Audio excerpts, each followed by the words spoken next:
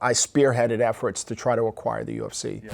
So I started with a dragon up here, which was, oh wow. Everything does seem to be changing right now. It's time for us to make a statement in the MMA world.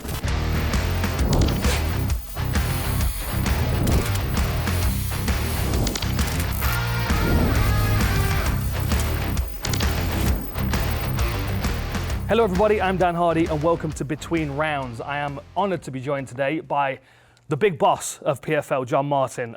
I've watched all of his interviews. Obviously we've spoken a little bit, but this is the first time we're going to have to sit down and have a proper conversation. And look, you've got tattoos, I've seen you at heavy metal concerts, so I feel like we're going to get on pretty well straight away. First of all, tell me about your tattoos. When did you start? So I started when, I think the first one I got when I was 40. Okay. And you know, I was an executive in finance. That's not exactly the type of thing that I was seeing a lot with finance executives, but I was training in mixed martial arts, started in karate and did a whole bunch of disciplines. So from age like 25 to 40, I was always fascinated by all of the body art that I saw. Yep. And I always wanted to do it, and I was always nervous, not for me having them, but by other people judging me. Gotcha. And I think by the time I hit the age of 40, I said, look, I'm old enough, I don't care anymore. And I just started. And then once I started, I don't know your story, but it became addictive. Yeah. So what's the topic of yours? You've got some cherry blossoms, Well, you've got a samurai. yeah, I mean, so I got, Koi, I was somewhat fascinated. I don't know what you heard about the koi fish story, but so I started with a dragon up here, which was, oh wow. Yeah.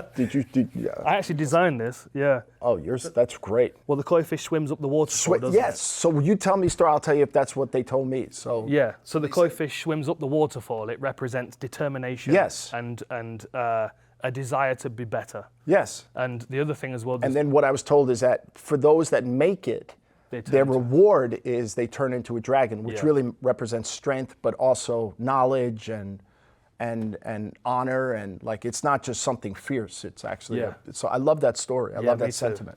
So how has it been crossing over into the MMA world? I mean, obviously, you know, you've trained yourself, and there were a couple of points where you were almost in the MMA world and didn't quite work out, but now you're here and you're fully invested. What's it been like? It's been a lot of fun. I think what you're referring to is twice in my old life. At my company, I spearheaded efforts to try to acquire the UFC. Yeah.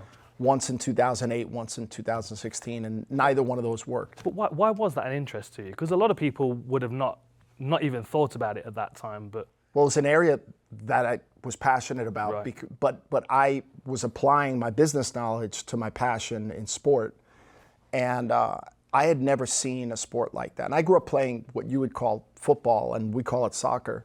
And so I love watching soccer. I love watching all sports, but fighting had a certain sense of energy and a primal nature to it that I was just drawn to, and I was fascinated. And I met Dana in 2005, and he doesn't remember this, I bet, but like we became friends, and I helped him in his business early on. And I believed in it. And I used to go to the events in Vegas. I don't think I ever saw you fight live. I saw you fight on TV. Yeah. Only once in Vegas, UFC 146. But. Got it. I didn't see that, but I watched you on TV. But I believed in it as a sport. Right. And you know, from watching Royce Gracie in UFC 1, and I identified with that because Royce was not much bigger than me. And seeing him be able to fight and beat these guys that were huge next to him, I was just really drawn to it. And so, but I'll tell you the other story quickly that I don't think I've ever really said before. So I was in the investment world in 2024, I think, or 2023. And I watched Jones beat Stipe Miocic. And I'm a huge John Jones fan, and it was impressive. And he moved up to heavyweight. And I watched that, and a week or two later, I believe, was the Tyson-Jake Paul fight. Right. So I saw Jones fight the best of the best, right? The GOAT, arguably. And the pay-per-views, I believe, maybe were around 1 million, maybe.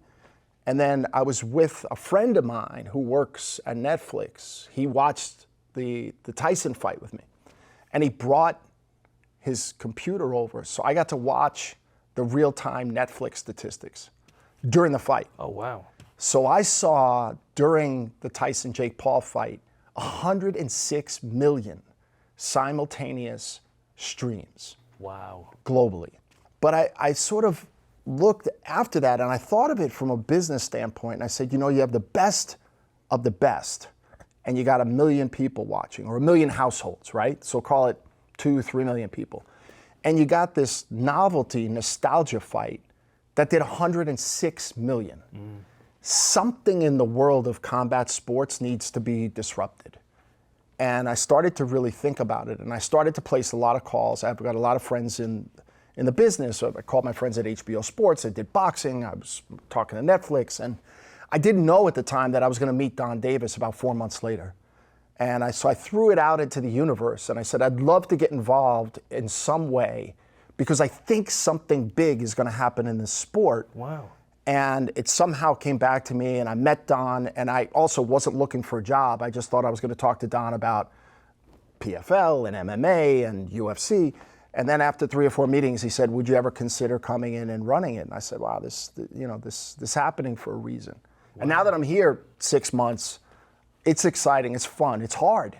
It's a hard business, and I'm certainly really, really busy, but it's a lot of fun. I agree with you. I mean, I feel it. Obviously, the MVP card's happening, and the UFC seems more turbulent now than it ever has been. And I'm obviously have been a part of the UFC before and a big fan of the UFC, but everything does seem to be changing right now. I even saw that One Championship have just got rid of their strawweight division, which is crazy because they've got some great strawweight fighters. But there does seem to be something happening right now. What I see is globally, the sport is still growing, right? There's 700 million mixed martial arts fans around the world, which would mean it's the 3rd most popular sport in the world. And it's really still dominated by UFC at a global level. And I don't think UFC will be the only game in town. That's why I think there's room and there should be the PFL. And I think the sport needs a profitable and a strong number 2, right? The fans want it and the fighters need it, right? My job, and collectively all of our job at the PFL, we've got to get our brand more well known to the fans. Because for MMA fans, everybody knows the PFL. But for casual fans, they don't.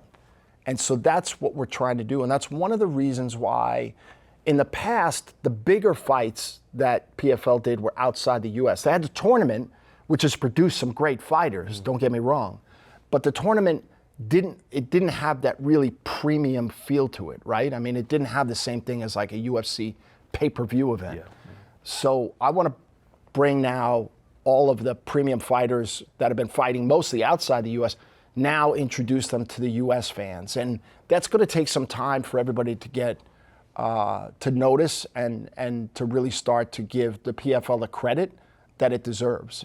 It's time for us to make a statement in the MMA world. But there's room for it, and I think the fans are willing to be introduced to it, those that don't know us. But it's up to us. We have to do it. Yeah, very interesting. So who's John Martin then, aside from PFL and business and work? I'm not the guy out at parties. I'm not the guy out at premieres. I'll do it if I have to for work, but I like hanging out with my friends and family and like catching up on rest and sleep. You're in New York as well most of the time now. I am. I'd moved out to LA for 9-10 years, but I'm a New Yorker by heart. So this brought me back to New York, which I really like. It's interesting. LA's a wonderful place to live, beautiful. The weather's gorgeous, the beaches. But I realized something about myself when I was out there is that it's a little dull. So now that I'm back in New York, I realize like I actually enjoy the chaos. Right. I enjoy going out for a walk and seeing just the insanity of the people that you see on a daily. Like that's kind of. I mean, you're at Union Square, so you're. Well, right I mean, Union Square, which at nighttime gets a little odd. The joke between my wife and I used to say something in all directions at all times. That was New York for me. It doesn't matter where you were or what was going on, what time of day, there was always something. But people love the city of New York, don't they? I mean, it's like, especially if that's your environment. You've identified that's your environment. I would say I'm more of a West Coast guy, like Venice canals, sitting on the beach, and that's more my vibe. Well, that's nice too. Yeah, but I thoroughly enjoyed New York. I mean, I guess the climate's a bit more similar to Europe for me, so it felt a bit more like home. So tell me about your your musical tastes. We talked a little earlier. You said your son's a musician. You've been to a bunch of shows with him recently.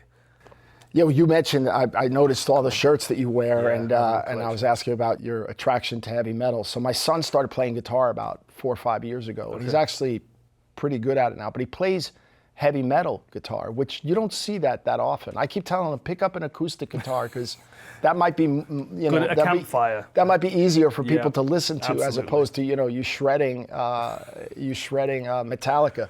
So his favorite band in the world is Metallica.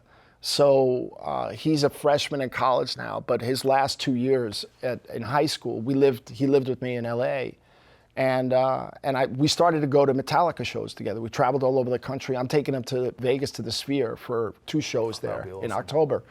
And I've really grown to appreciate them as a band. And we got to meet the band, which was really a lot of fun. But growing up, music was inextricably linked to everything in my life. And I like everything. I probably was one of the first kids in my neighborhood that started listening to hip hop and rap music in the 80s. But New York as well, you had Rick Rubin there producing all kinds of good stuff in New yeah, York. that was like the birthplace of hip hop and rap. But growing up, the Beatles and the Stones and Led Zeppelin and all of the 70s rock. I mean, it's kind of funny because even today, and I'm not one of these older guys that goes, well, that's when the music was great and music is terrible now. No, music has evolved and changed, and it's still really, really good. But the formats have changed quite a bit. And I still identify more with 70s and 80s, right? But when I was talking to my son, when the Olympic hockey team, the US won, they're in the locker room, and what are they playing? They're playing Aerosmith, Dream On. And I'm like, they're still playing 70s rock because that's what today's athletes are still getting pumped up to. What are they listening to now that's getting them pumped up? So I still listen when I'm in the gym. I'm still listening to 70s rock. And so that's really my favorite. Nice. So what would be your walkout song then? If we booked you a fight this weekend? Oof. Boy, you put me on the spot. I might go with something from Linkin Park. Okay. That's a good choice. No, I mean, that's not 70s, but there's some good. Somewhere I Belong. Yeah. Oh, that's a good one. Is that what you listen to in the gym then when you're training? Yeah, Bit of I have a Linkin Park. playlist of about 700 songs. Yeah. Nice. So people that are successful in business have always got good book recommendations. Are you much of a reader? I'm not, although I've read a lot of books. Yeah. But I've read probably more when I was younger than now. Now I'm much more a skimmer. But, well, are you a reader? I used to be more than I am now, but There's some books that I really still identify with, though. are there any that you cycle back to? I've read one book 3 times. Okay, I'm interested now. The Art of War. Of course, Sun Tzu. Yes, Yeah. absolutely. Okay. Because I've read it probably 20 years ago, 10 years ago, and I read it in the last 2 years. And has your perspective of the book changed as Yes, you've read it? it's much more defining about life. As I've grown older and you start contemplating your own mortality and just you've seen more of humanity, you've seen more of human nature. And I always like to, whether I'm negotiating with somebody or talking to somebody, I always try to understand who is this person, what do they care about, what are they motivated by, what is their incentive, how does that influence how they act. And if you're negotiating, you're trying to figure out how do I get an edge on that. But you read that book and it's tactics for war, but it's a life lesson.